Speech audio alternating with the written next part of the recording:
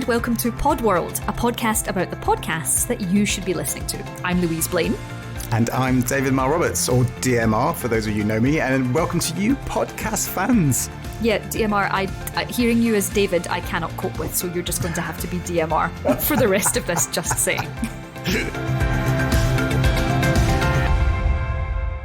Did you know that there are 1.7 million different shows out there and 43 million individual episodes? You know, I think I did know that because the minute I look at podcasts on my iPad or Spotify, it just becomes completely overwhelming. And I feel like I have a constant sense, I don't know about you, but I have a constant sense of FOMO. Like, it doesn't matter that I've been listening to every other podcast. The minute I look at that, I think that I'm not part of the discussion. So it's actually really difficult. And which is why we came up with this podcast, right? Because there's so much stuff out there and we frequently end up in our little bubble of just listening to the same old thing. So we thought, if only there was a show that could recommend what we should be listening to next.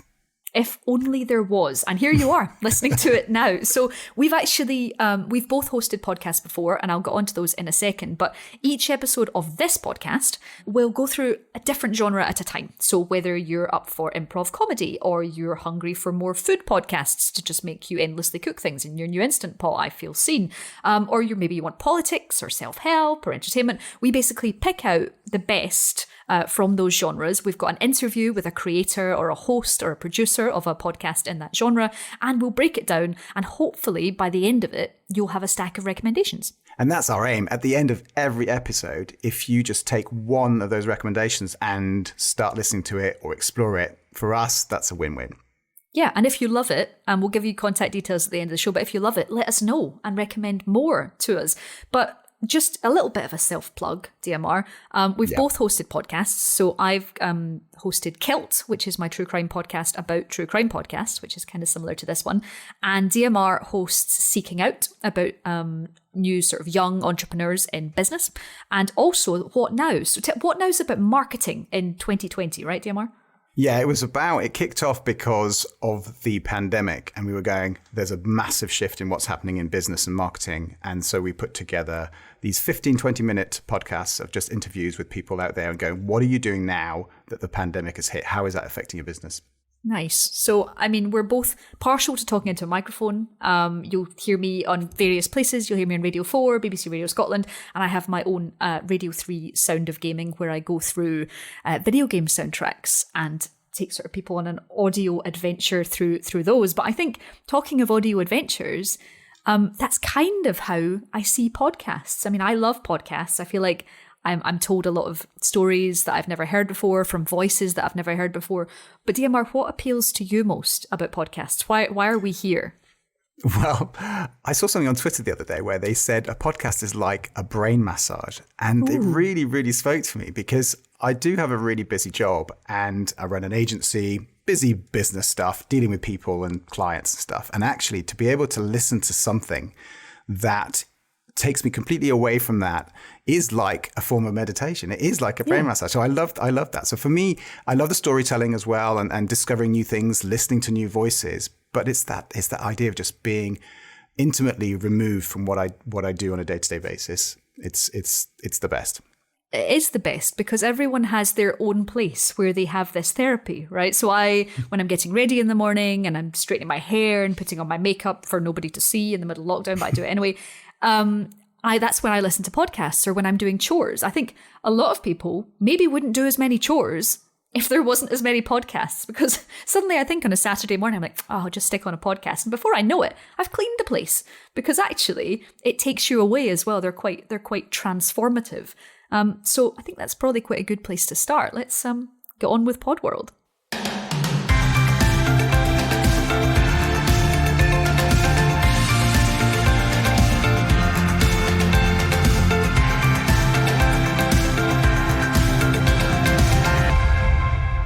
So the reason we chose film podcasts for the very first episode is we were talking about which one should we go for, and you went, I know what we all need in lockdown is we need more recommendations for home entertainment, didn't you? Always. So we went, you know what? Let's go and look for TV and film podcasts.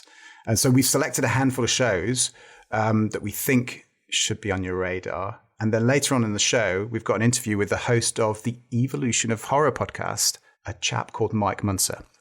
So unsurprisingly, in this category, there's a truckload of shows. I mean, TV and movies, who doesn't love TV and movies?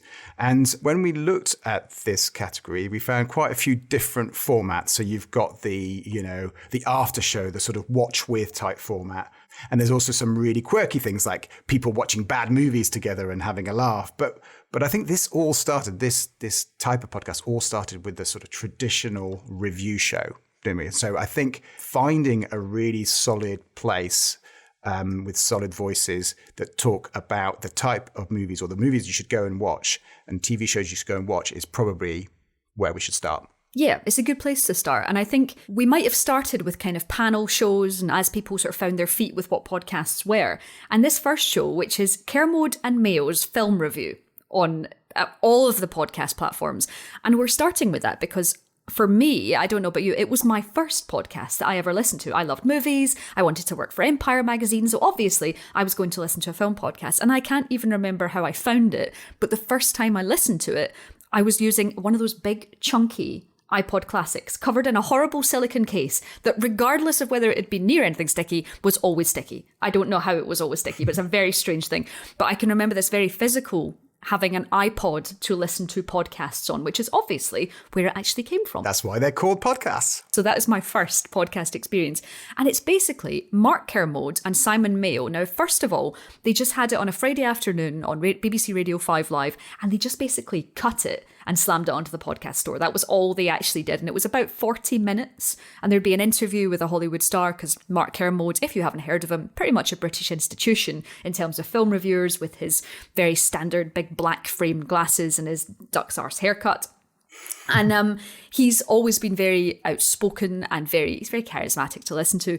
But what's really appealing, even now, all these years on, is the fact that the tone between them is still the same banter. You know, it's really nice. The fact that even if you haven't listened to Kermode and Mayo for about 10 years, you can just load up the latest episode and Simon Mayo has the same tone with Kermode as he always done, which is kind of like an exasperated parent, I think. That's absolutely right. And it's just like I find it a really comforting space. I think it's also important to say that this is just two dudes talking about movies that have been talking about movies for, I don't know, nigh on like 15 years now. But if you're going to listen to them, if you're going to listen to any, they're a really good pair to listen to, which I find really fun. What I was interested in, because I haven't been listening to them for a while. I used to listen to them on radio. And then I didn't really make the jump to podcasts with them. But now that I'm addicted to Netflix and Amazon Prime, I was actually wondering, do they cover those originals as well, or do they stick to theatrical? No, they cover whatever Mark's been watching. Obviously, the way that cinema has changed, they've now changed it to what people can watch at home, obviously, because no one can get to the cinema. So they really had to pivot last year. They had to, I think there was probably a lot of panicked meetings where they were like, what are we going to cover, guys? Because nothing's coming to the cinema. But they really did. They brought in sort of things you could watch on iPlayer or things you can watch on streaming or things you can watch on Amazon Prime. So they did pivot it a bit. And really, I think now, if people have been listening for a long time, people will actually listen to them talk about anything. They don't. You know, they've become that sort of that level of things where actually people would probably pay to listen to Kermode and Mayo talk as long as they mention a film. And also what they do, which I really like, is they've got loads of listener letters. So they'll start by bringing people in. So while it might be these two guys gradually getting grumpier as they get older, they're also bringing in the listeners as well, which I think is really important. Okay, it's your turn. Maher. Go for it. So the one I picked for this category is the West Wing Weekly.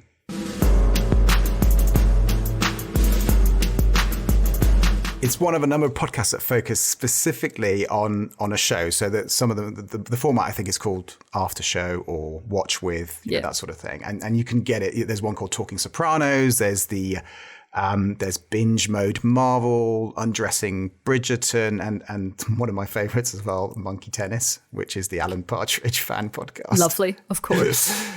But West Wing Weekly, it's basically, I thought this was, I'm a massive fan of the West Wing. Watched it when it came out on TV, but also I thought we got a brand new administration in the US, and I thought it was quite apt to single out this one as one of the sort of after show type podcasts. And it's also a great excuse for me to reconnect with the show. The show's basically two blokes. One is Josh Malina. He starred actually in The West Wing as Will Bailey. And then there's Rishi Hirway, who's a mega fan, but he's also a really well-known podcast host. He has a podcast called Song Exploder, which is really cool. Yeah. I don't know if you've heard of it. Yes, I've heard Song musicians Exploder. take apart their songs piece by piece, which we should park for another episode of Podworld. But the concept of West Wing Weekly is really simple. It's episode by episode. They go through the entire 7 series and they just discuss in minute detail what happens in that episode. So like if you're like me, you can either listen to that and actually relive in your head the episodes, or you could also watch the episode maybe the day before and then listen to the podcast when you're on the road or commuting the following day. And that way you get what I call double binge. I'll be honest, DMR. I think total confession, I've never watched The West Wing. And one of the reasons that I've never watched The West Wing is you just said the words 7 seasons. And that is the kind of thing that literally brings me out in some kind of hives, because that was when back in the day, seasons of TV shows were like 22 episodes long. 24 episodes long. Hey, and they had a mid-season break. And the reason they had a mid-season break was because the actors had literally done 12 shows and they needed to stop for the summer. And now we are of a world where at max you're going to get 13 episodes of a TV show. 9 feels a lot. 6 feels acceptable. 4 I love. So now, and that's why, so I know it's wonderful. And I'm quite aware that given the current political situation, it would probably not even feel remotely like fiction. But that's why I've never done it. But the appeal of the binge podcast, and I love this idea of double binging, is the fact that I do it a lot with documentaries, where the minute I've stopped watching a documentary and go to bed, I end up right on Wikipedia or on Reddit. And it's basically a podcast version of that. It's just like having that feed into your head. So you're just getting constantly like, this is fine. Look, people love this thing. Yeah, I do like the way that modern technology has allowed us to basically not just have to wait, for a Tuesday every week to be able to get a little bit of our favorite show or something. You can just fill your boots basically, and that is something that for people who get obsessive about anything, it's just fantastic. It's weird, isn't it? Because I don't like, when I was growing up, I was absolutely obsessed with Buffy the Vampire Slayer. And actually, our guest, Mike Muncer, he's done for the Evolution of Horror, they did a special Buffy the Vampire Slayer season.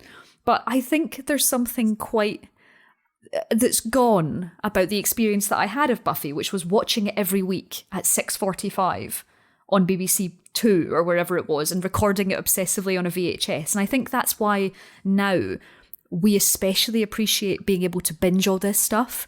And it's because we couldn't previously do it. And it's like, you don't know you're born. You don't know you're born when you can watch all episodes of something, part of me is like, did we lose something? Do you think we lose something, DMR? Do you think there's something gone about the waiting narratively for what happens?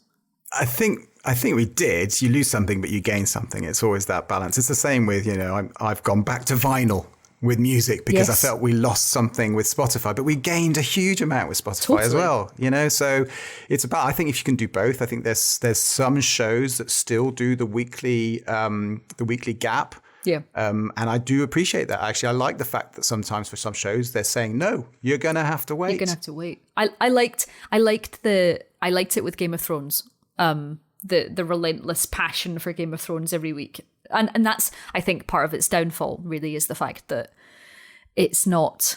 the hype around what people expected from it could never actually happen at the end. There was never going to be a magical thing for it. So I think it does have its benefits, absolutely, where that excitement happens. But I think, yes, for podcasts that just keep supporting our love of things and constantly reaffirming our loves.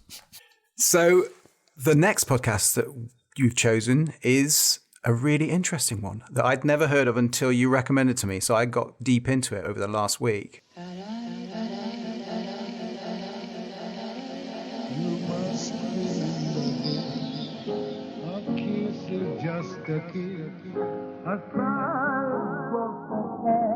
So this is You Must Remember This. by a producer and presenter and editor called Karina Longworth. And I got into You Must Remember This because she did a season specifically called You Must Remember Manson. And as you know, my true crime obsession runs deep. DMR, it runs deep. So I wanted to find out all about Charles Manson and his cult. And it turns out it was very, very intertwined with Hollywood in the 20th century, as we've seen in Quentin Tarantino's Once Upon a Time in Hollywood. There's really lots of sort of feelers between them. But it turns out that Karina Longworth's main podcast, which is just You Must Remember This, is about Hollywood's, what she calls the secret and forgotten history of Hollywood's first century. So there's a lot to work with. Like, there's a lot of history there. But she does all of the research, she does all of the writing, and she goes into sort of seasonal dives into people like Polly Platt, who was the sort of invisible woman behind so much of late 20th century Hollywood successes, basically behind every male director. It turns out there's actually a really successful female editor. But she also did a season, which I really enjoyed, on the Disney's very controversial movie Song of the South. And I, foolishly, with my white privilege, hadn't actually realised exactly how horrifically racist Song of the South was until I listened to it. And there's a 7-episode breakdown of that, and basically the history of it and the production of it, and even the response at the time to Song of the South was, this is really racist, we shouldn't have made this. But I didn't know all of that history. So she really opens up history in a really accessible way. And she does this amazing thing where it's not dramatized in any way, but she really brings it to life with sounds and world noise, and her music's always amazing. It's really atmospheric. So it always feels like yes, it's a history lesson, but it's an amazing film history lesson about things that you would just never know. And I mean, it's been a while since she's done her last episode. I hope she's just working on a whole new season, but it's really, really good stuff. Yeah, there's a huge treasure trove there of episodes, because I didn't know this until you mentioned it, and I sort of dug in and I just picked out, the ones I picked out was simply because I recognized some of the characters. So being a child of the 80s, I picked out the 2 Madonna episodes. Yes. Because Madonna was huge for us in the 80s in terms of just going from that initial album and then appearing in Desperately Seeking Susan. And it was all of that. You know, she tells the beginnings of that part of it. But then also Madonna then really wanted to be an actress, clearly, but maybe wasn't as good an actress as she was an entertainer in the pop world. And then she was, marrying Sean Penn, and then marrying into the Hollywood family, I guess, is what she, and it was just great. So I definitely want to go back and listen to a few more episodes. I think it's cool as well because it's got that whole... It feels very removed from, you're not watching it on Netflix, you're not watching it anywhere else, you are just getting it from this one dedicated niche place. But I think it's also, and this is bonus sort of recommendations, is if you are watching documentaries and things on Netflix, there are always podcasts which are then discussing those. And I'm a really big fan, this is a bonus one, of Real Crime Profile, which will then break down sort of your Netflix true crimes. They'll break down Tiger King or The Keepers or all of these things. And Real Crime Profile is done by Jim Clemente, who's an ex-FBI profiler, and Laura Richards, who's ex-Scotland Yard. And she's also a campaigner for people talking about coercive control. So it's it's another set of voices that are lending the professional opinion to what you've watched as well. Because while we think that the documentary films that we watch are the story and they're fact, and you actually then bring in ex-police and people who work in this field, and you go, actually, some of this is bullshit. This is absolute nonsense. So I really enjoy that kind of podcast too. And they've just done, they just did 3 episodes or 4 episodes on, there's a Stars Play documentary at the moment about the NXIVM cult, and they basically spoke to the showrunners about why they made it, their attitudes to it, and that kind of thing really appeals to me as well. So having podcasts that can tell historical stories, podcasts that can review things for us just in a sort of nice talky way, reassert our love of things, and take us to new places, and it's like all of that just lives in the TV and film category. So I think we have a lot of food for thought, DMR. And what we'll do is, if you've listened, you don't need to desperately take notes right now. We will have them fully in the podcast show notes. So you can go back and all of them will be there. So don't worry, stop writing. You're going to lose that note anyway. It's fine.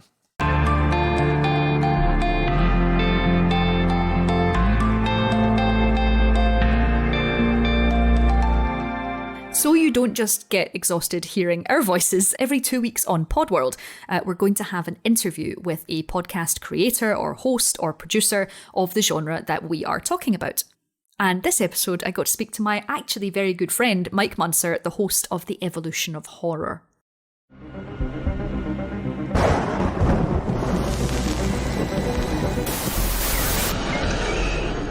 Is it just me, or is the Halloween franchise kind of confusing? If Laurie Strode was supposed to be dead in part 4, why is she alive and well in H2O? Why are Michael and Laurie brother and sister in some movies, but not brother and sister in others? Does Michael kill because of his damaged upbringing? Because of a creepy death cult? Or because he's simply pure evil? So, I would really like to welcome our first guest on Podworld, Mr. Mike Muncer from The Evolution of Horror. Hello, Mike. Hello, Louise. Thank you for having me. So this is quite strange for us because, full transparency, I have been on The Evolution of Horror and lucky enough for us to be great friends and do things like Fright Fest together. So it's a bit of a strange thing for me to be interviewing you. In fact, I feel like I have phenomenal cosmic power here.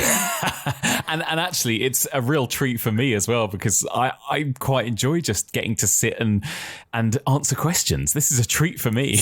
Yes, it works both ways. This is exciting. So it does. For anyone who hasn't heard of The Evolution of Horror, could you just break it down and tell me how long you've been running and what kind of drove you in the first place to start the podcast? Yeah, of course. So Evolution of Horror it's basically just a movie discussion podcast, really, but it focuses on the horror genre. But the way that it's structured is I sort of separate the horror genre into different seasons of episodes that focus on different areas. Because horror, as we know, Louise, is so broad. It's not just crazy man with a knife or a ghost in the attic. You know, there are so many different types of horror out there from so many different cultures and nations around the world, from different eras. So essentially the podcast kind of looks at a different area or subgenre like slasher movies or ghost movies or zombie movies. And then week by week, we discuss different movies in chronological order from kind of silent cinema to now. And each week I'm joined by a different guest to discuss that movie with me. Guests like yourself, journalists, critics, writers, horror filmmakers, all different types of people, just horror fans as well, really. So essentially it's a kind of nerdy film discussion podcast, but hopefully one that also lends a bit of a sort of educational and sort of analytical view as well to the genre. When you decided you wanted to set it up, did you feel like this was a sort of labour of love for you, that it was something that you hadn't heard before? There are a lot of movie podcasts out there, but it always feels like as horror fans, we kind of get left in the dust. Or previously, horror fans, you know, when grown-up critics were reviewing horror movies, they never really took them seriously. I always felt like it would always get 3 stars, and it's like, that's totally a 4 or 5 star movie. You just don't like horror. So did you feel like it just wasn't being represented properly and took it into your own hands? Yeah, pretty much. Like my background is in television production, and I've worked for BBC and Channel 4 and all these different production companies, and I always try to pitch ideas for kind of movie documentaries and particularly horror ones, and there's just no interest in it, basically. And you're right, horror has always been a subject that is kind of sneered upon, and so I just took it into my own hands, really, and I really just started it as an exercise for me, and I didn't really expect anyone to listen to it because I thought, this is so unbelievably niche, you know, listening to 2 people talk for 2 hours about some Japanese horror movie from 30 years ago or something, but I thought, I'm just going to do it for me. And so I started it about 3 years ago in 2017, and to my shock, more than anyone else's, I think it has ended up kind of really capturing a lot of horror fans' imaginations. And maybe it's because, like you said, maybe there was a gap for it. And despite how many hundreds and thousands of movie discussion podcasts there are out there, maybe there are less so that focus on horror, and maybe even less so that actually lend a slightly more analytical eye to horror as well, and give it the clout that it deserves. Because I think there are probably a lot of horror podcasts out there that are just a couple of mates in their bedroom talking about how much they love Friday the 13th Part 9 or something. And I'm trying to sort of cater to a different group of people like us that actually love and care about the genre and kind of want to take it seriously and celebrate it as well. I think it is that celebration. I think that's why, listening every week or catching up on sort of 4 or 5 episodes when they build up.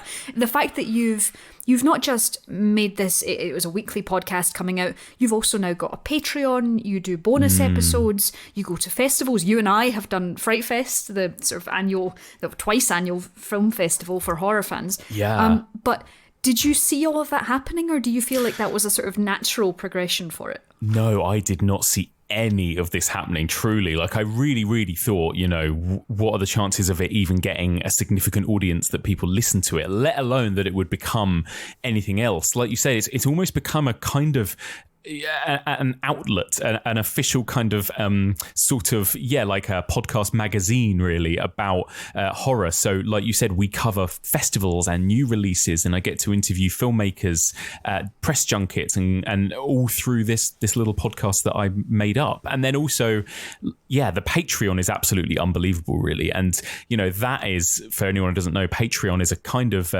it's a little bit like Kickstarter or something like that, but you put an existing project on Patreon, and people who listen and like your podcast can choose to support it and donate a bit of money every month. And for that, you can give them whatever, bonus episodes, or you can send them a sticker or whatever it might be. And I started kind of making bonus episodes to encourage people to donate on Patreon. And now that is almost as big as the podcast itself. So I'm kind of juggling both at the same time. But again, I can't complain about that. Because it's actually bringing money in now as well. And it's just an unbelievable treat. So yeah, who knew? I love the fact that I once got a mail from a man I did not know called Mike Muncer saying, would you like to talk about horror with me? And now this is almost pretty much, it must be a significant part of your sort of full-time job now. I know you work across multiple places, but surely this has crept massively into your so-called day job. It's amazing, really. That's the thing. And I think now I am able to justify it as part of my full-time day job. Yeah, like I'm a producer and I work in television and online stuff and digital video media. And I've always been kind of self-employed and part-time. And I think now, because of Patreon and because of everything else, I'm kind of able to justify to myself, right, I need to spend at least a day, 2 days per week just on the podcast. And that's what I do now. Yeah, I kind of spend 3 days a week on my quote unquote day job, my proper job, and then a couple of days a week on the podcast. And, that is literally a dream come true, really.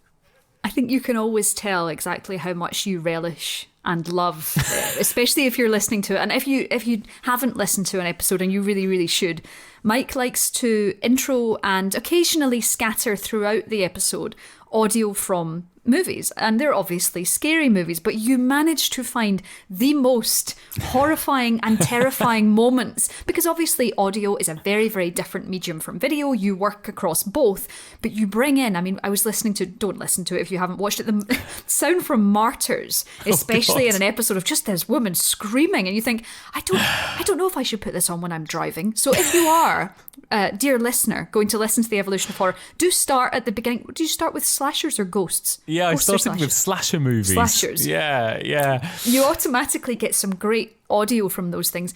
Do you like to scare people? Do you ever get a little bit of feedback to say that you managed to do a proper jump scare? Yeah, I do. And that is, I really feel like that's so important. I think that if the problem with kind of film criticism and academia is that it can sometimes suck the fun or the magic out of a film, can't it? And I think, totally. That was really something I was keen to keep, was that feel of horror, like just in the tone of the podcast. So the theme music, the clips, the intros, I wanted to kind of evoke whatever it was that film was about, I suppose. So when I talk about something like Beetlejuice or Ghostbusters, it had a much more kind of jovial, jokey intro.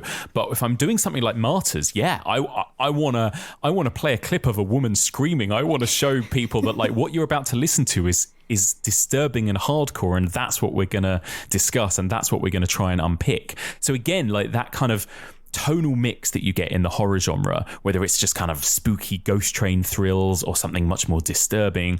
Again, I kind of wanted to really sort of evoke that mood in the podcast itself. Yeah, so that's just lots of fun for me as well.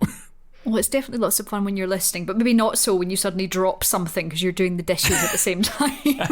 You do keep me company doing the dishes a lot, Mike. When I'm not on the podcast, it's like, yep, I don't have to listen to myself, I can listen to everyone else, and it's great. Well, I can only apologise for any broken dishes or glasses. Insurance should cover it. There should be Evolution of Horror insurance. Exactly. In terms of growing the community, the lovely thing is that there's an Evolution of Horror Facebook group, and it's just one of the most lovely, welcoming places. Was that kind of a lovely surprise? Horror seems to attract a bit like science fiction would. That kind of community, a kind of, anything that has a kind of cult following. You don't just get people that kind of enjoy it and dip their toe into it. You get people that love it, absolutely love it, that it is like their life, people that go to conventions, people that go to festivals, people that dress up, whatever else. And so naturally that kind of tapping into that niche it's led to this incredible community. There's a Facebook discussion group, like you mentioned, that now has I think it has about 2,000 people in it that are just some of the loveliest people, and is what it's like, Louise. It's like there's people chatting about the podcast and about whatever else almost several times a day. It's lovely. It's genuinely lovely to be part of. It really is, and through that I've actually met people. They've had group meetups. I think there was one point me and you, Louise, we went and popped along, didn't we, to a bunch of people from that Facebook group decided to all go to the cinema together to see Texas Chainsaw Massacre together on its anniversary, and we went in and said hello at the pub, and people are just off their own back meeting up from that discussion group. I've met so many amazing people. We even through a listener of the podcast who has also then ended up becoming a regular contributor on the podcast, Becky Dark. I met her through that group, and she ended up kind of almost becoming a kind of social secretary for this group, and she threw a Halloween party from a couple of years back and invited listeners of the podcast and people in that world. And again, it was this amazing turnout of people all in fancy dress. And actually, Louise, I don't know if you know this, but there are 2 people who actually got together at that party, and they are still together now. And so if they end up getting married, I want to officiate. I'm taking full responsibility, basically, for this Evolution of Horror couple. Is it an American word to get ordained so that you can perform the marriage? Yes, exactly. That's what I want to do. Yeah, that would be perfect. I did not know that there was an Evolution of Horror couple. That's incredible. Romance. Amazing, isn't it? I think if we cast it a little wider and talk about podcasts in general that way, I think there really is something very intimate about podcasting, because I have met friends through, the Evolution of Horror and other podcasts that I've been on, and then people who listen to podcasts, because there's something very intimate about listening to someone and feeling, honest, and it's that thing, isn't it? I've seen that meme pop up of Donnie Darko, and it's like, did you make a new friend today? And it doesn't say real or imaginary, it says real or podcast host.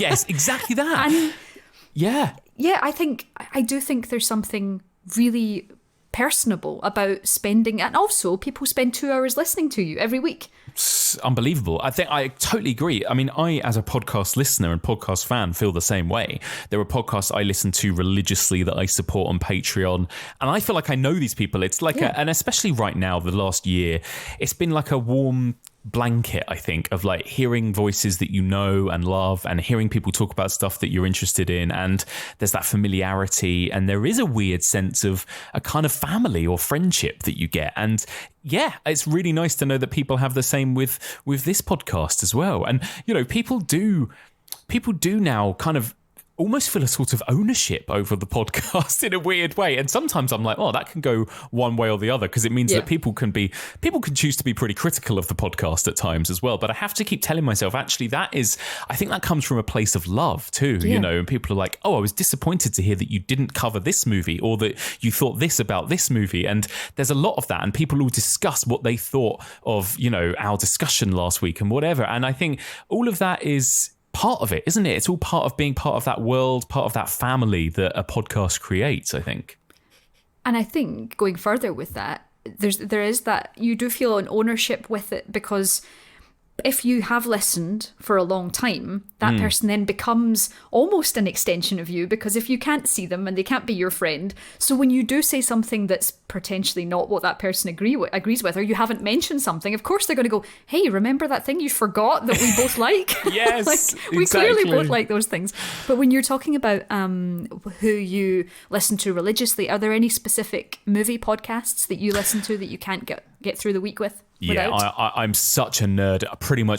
I'm such a movie nerd that pretty much all of my podcasts are movie podcasts, to be honest. A lot of them people I know that present them. So there are other horror podcasts like The Final Girls, which Anna Bogutskaya, a really good friend of mine, she runs a kind of... Guilty. You've been on before, exactly. She runs a kind of sort of a collective, I suppose she calls it, where she used to host sort of public screenings of horror films, and now she does a podcast, and it really looks at horror from a sort of feminist perspective as well. And in America, there are similar podcasts. There's one called Gaylords of Darkness, which looks at horror from a sort of queer perspective. And I kind of love listening to the slightly more off mainstream, I suppose, horror podcasts that, again, from voices that you don't necessarily expect. So those are some of my favorites, and just general film podcasts. Like anyone else in the world who's interested in movies, I listen to Wittertainment with Mark Kermode. Of course. Empire podcast. Over in America, ones like Slash Film and Film Spotting. I love it all. I love to keep up to date with anything movie related, to be honest. So yeah, those are just a handful of the ones that I'm addicted to. Amazing. And I guess we need to wrap this up. You and I could talk about films and talk about podcasts about films for a long time. Mm-hmm. But where can people find you online? Where can they find the podcast? Oh, thank you. So you can find the podcast in all the normal places where you get your podcast, whether it's Spotify or Apple Podcasts or whatever it might be. You can pretty much get it anywhere. If you head on to our website, evolutionofhorror.com, you can find a kind of back catalogue of all of the films we've covered, all of the different seasons. You can filter it into different guests. So if you want to hear our episode with Mark Kermode, or if you want to hear our episode with Kim Newman or Mike Flanagan or Louise Blain, you can listen to whoever you want to listen to on that way, or just follow us on Twitter at EvolutionPod. Perfect. Well, thank you so much for being our first guest, and happy scaring, Mike. Thank you so much. Happy spookies.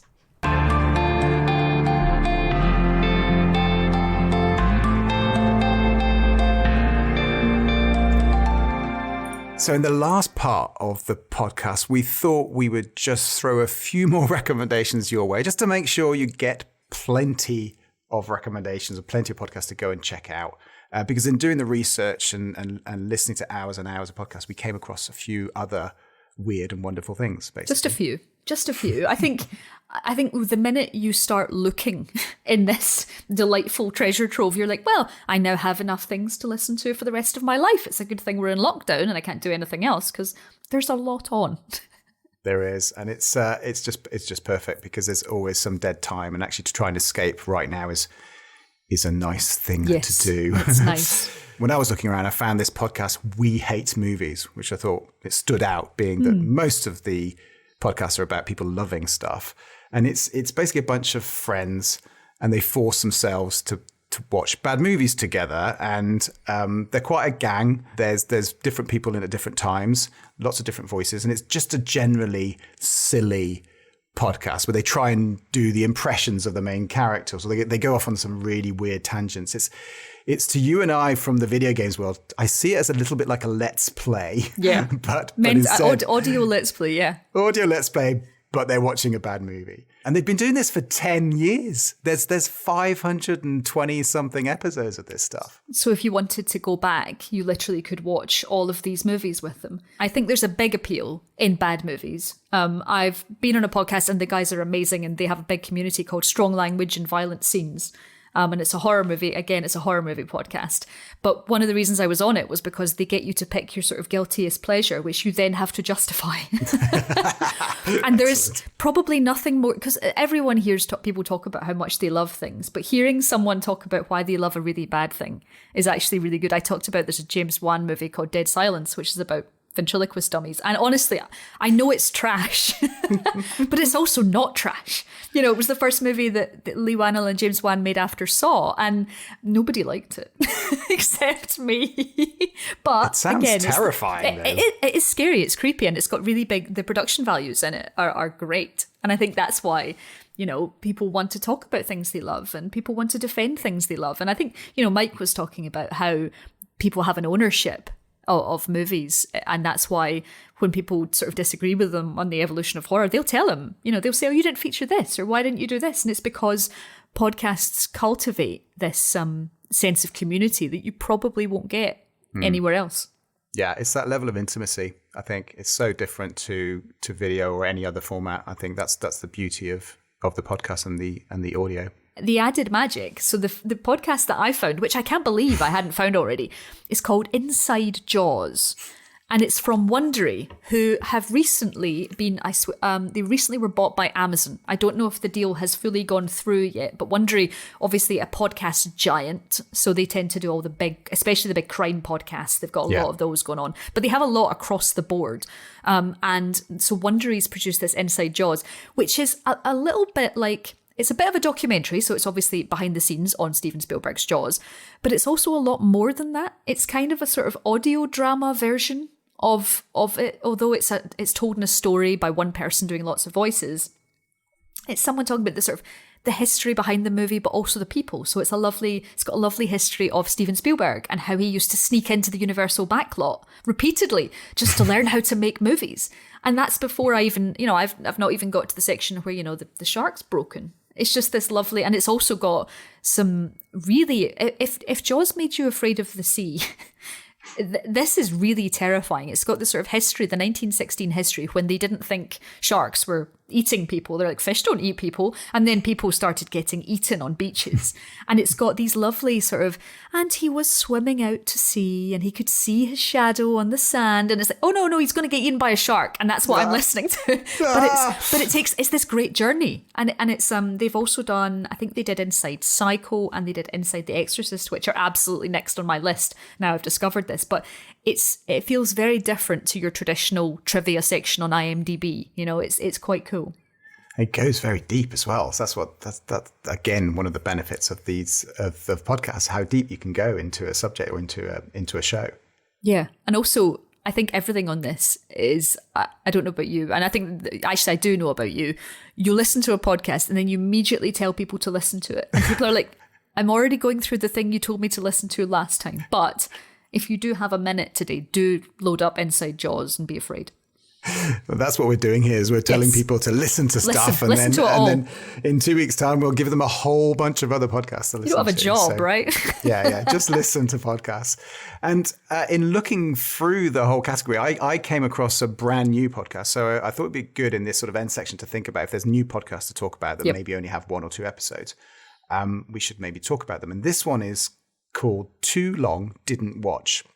And I absolutely love the idea of it. So it's a collaboration between Rolling Stone and OBB Sounds.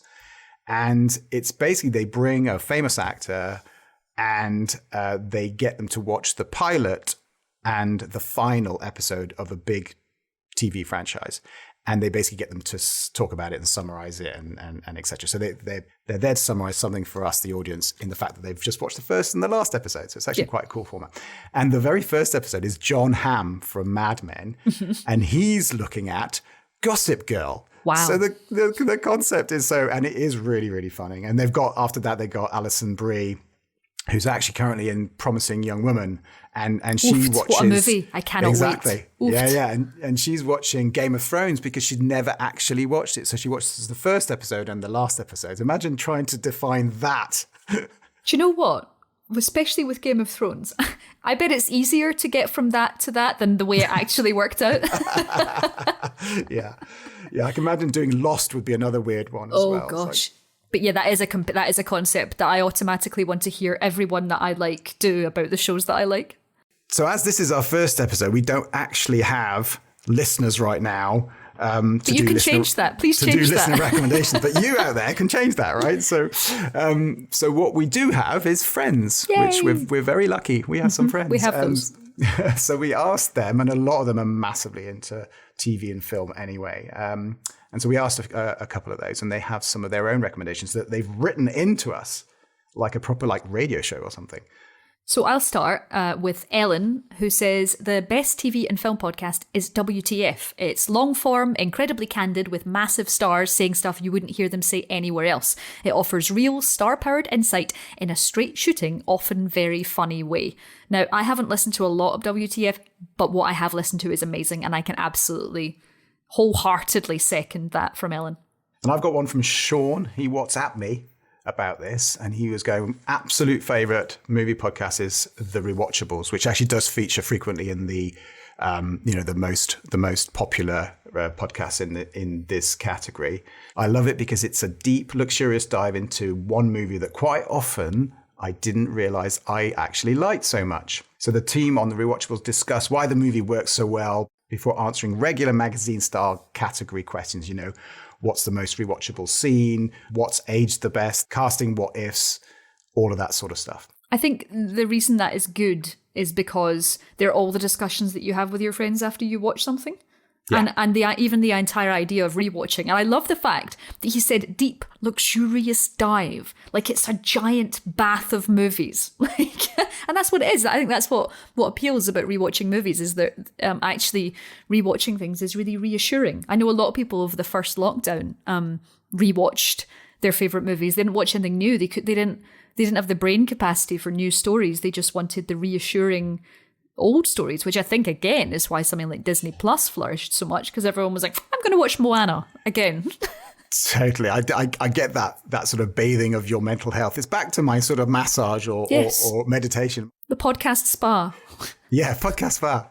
I have kids who are getting on now. They're like 21 and 16, but they, during lockdown, you know what they always did? They just went back to Harry Potter as an audiobook and as movies, because they grew up during that whole Harry Potter era. And they felt that that's what they needed during a tough time. So I totally get that. It's nourishing, isn't it? There's something nourishing about the stories we've had. And also that there's also the films that we never rewatch and that we won't rewatch. And actually, one thing about podcasts, I don't re-listen. Have you ever re-listened to a podcast? No, I have not. That's interesting, isn't it? It's a whole new genre. The re-listenables. The re-listenables. The episodes that were so good, they had to be listened to several times. Well, you can do that with this podcast, but don't, because you've got lots of other things to listen to, and they're in the show notes, so go to those now. Yeah, all the recommendations in the show notes, and that's probably us getting to the end of this very first episode. So yes, well done. Thank you. If you got to this stage, congratulations for completing our first episode. Congratulations, DMR. Well done. Thank you, Lou. So we have another episode in 2 weeks' time. DMR, what is it? We have an exciting new category. So we picked our next category as the history category. It actually goes quite well with You Must Remember This. Yes, it does. If you want to go further back in time, then join us in 2 weeks and we will have an exciting, I'm not going to reveal, but we have an exciting interview as well. Thank you for listening to Podworld. Get in touch with us on Twitter. We've got Podworld, which is where more puns live. And let us know if you've got any recommendations, comments about the show, or reactions to any of the recommendations that we've made. We'd really like to hear from you. Absolutely. And thank you so much for listening, and we'll see you in a couple of weeks' time.